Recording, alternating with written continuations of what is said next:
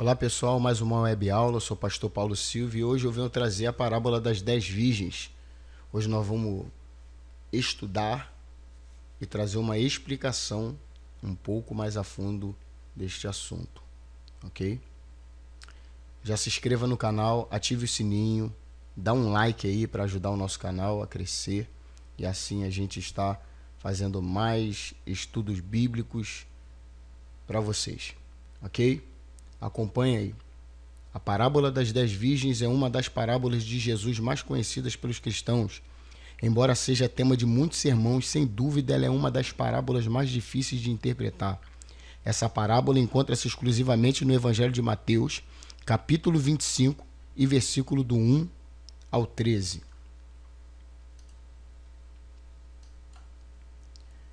Que diz assim: Então o reino dos céus será semelhante a 10 virgens, que tomando as suas lâmpadas saíram ao encontro do esposo, e 5 delas eram prudentes e 5 loucas.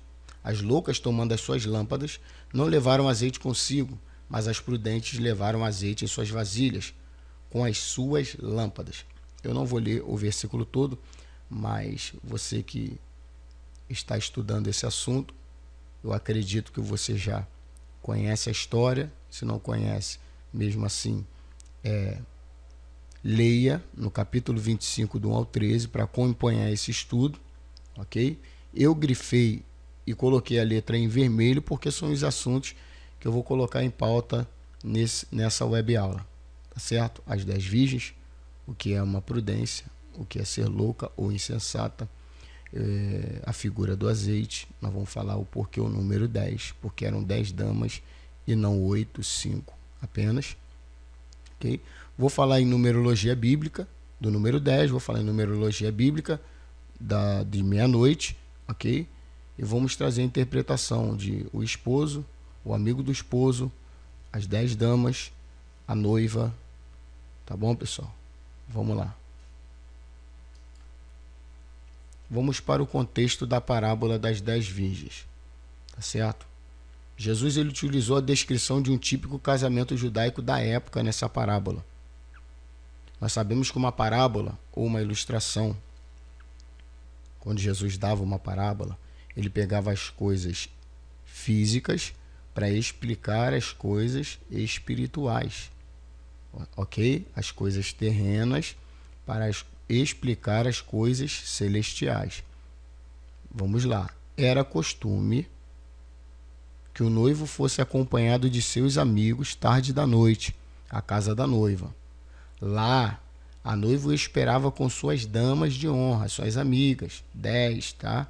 As virgens, que ao serem avisadas da aproximação do esposo, deviam sair com as suas lâmpadas para iluminar o caminho do noivo até a casa da noiva, onde haveria a celebração das núpcias.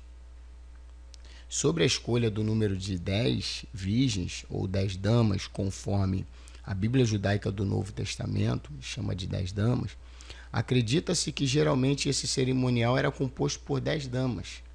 Isso pelo fato de que as formalidades judaicas eram realizadas com o comparecimento de ao menos 10 pessoas, ou seja, a quantidade de 10 era significativa em certas ocasiões. Vamos para as diferentes interpretações sobre a parábola das 10 virgens. Aguarda aí que nós estamos chegando lá, ok? No estudo central. Ao longo dos anos, grandes teólogos aplicaram interpretações diferentes sobre a parábola das 10 virgens. Todos concordam que nessa parábola o noivo é Cristo. Sobre o direcionamento desta parábola, alguns defendem que ela se aplica exclusivamente ao judeu. Alguns acham que ela foi escrita somente para os judeus, ok? É exclusivo para o povo judeu. Enquanto que outros acreditam que ela se refere a todos os que professam a fé cristã, ok? O principal argumento utilizado por quem defende a aplicação exclusiva aos judeus é que a igreja é a noiva e não as madrinhas. A igreja é a noiva e não as damas, certo? Também defende que a voz que anuncia o noivo é a voz dos profetas que proclamaram que o Messias viria. Estão pegando aí? Qualquer coisa, volte um pouquinho, assista novamente. Agora, sob este aspecto, as virgens loucas são os judeus que acreditavam que sua religiosidade seria suficiente e não se prepararam para ele, enquanto as prudentes seriam os judeus que reconheceram que Jesus é o Cristo, e estes pertencem então aos remanescentes que serão salvos. Romanos 9, 27. Também Isaías clama acerca de Israel: ainda que o número dos filhos de Israel seja como a areia do mar, o remanescente é que será salvo. Está em Romanos 9, 27. Está ficando interessante. Preste atenção agora. Dentre os que defendem que a parábola se aplica aos cristãos, existe uma grande variação de interpretação, que basicamente diverge entre si sobre o que representa os elementos principais da parábola. Por exemplo, alguns acreditam que as virgens loucas são verdadeiros cristãos que perdem a salvação pela apostasia, enquanto que outros defendem que não se trata de cristãos verdadeiros, mas de crentes nominais. O que é um crente nominal? Crente nominal é aquela pessoa que ela professa uma fé, mas as suas obras, elas dizem ao contrário daquilo que elas professam. Ou seja, elas pregam, mas na praticabilidade elas falham. Na hora de praticar, elas fazem ao contrário daquilo que elas dizem. Ok? Em hermenêutica, quando tem um assunto muito interessante em hermenêutica que diz assim, que a palavra, né, a palavra, ela só vai fazer efeito na vida daqueles que ouvem se aquele que estiver transmitindo ela estiver praticando. Tem um tópico em hermenêutica muito interessante sobre isso. Ok?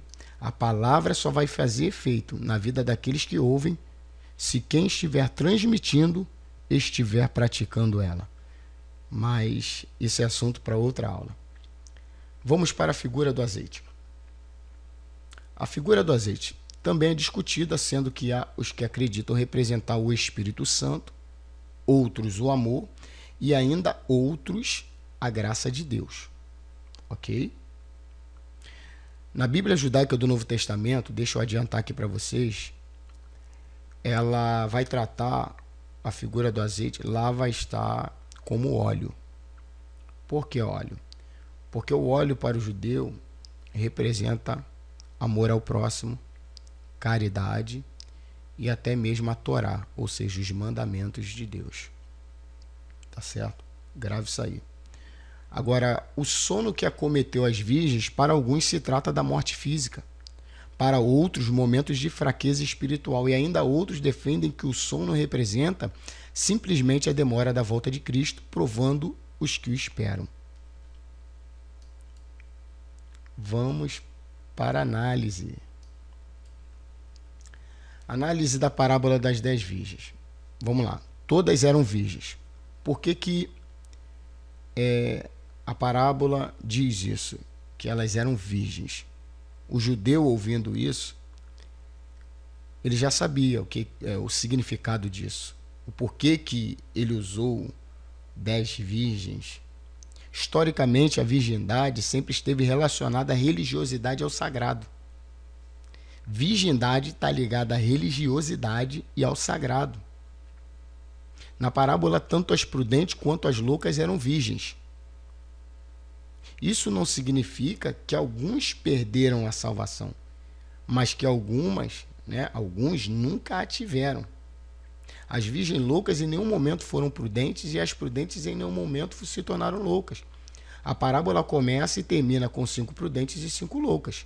Se aqui a virgindade se refere à religiosidade e ao sagrado, claramente podemos perceber então que tal religiosidade não poderá salvar ninguém. Religião ou religiosidade não salva ninguém. Não basta ser virgem, é preciso ter o azeite. As loucas eram virgens, tinham lâmpadas, mas saíram sem o azeite. Ok? Beleza. Vamos para o próximo tópico. Recapitulando. Vamos lá. Aplicação para os judeus. Alguns defendem que esta parábola ela foi feita para os judeus, né? Seguindo essa linha de raciocínio, então, o noivo é Cristo, ok? Os amigos do noivo são os profetas que vieram anunciando a vinda do Messias. A noiva representa Israel.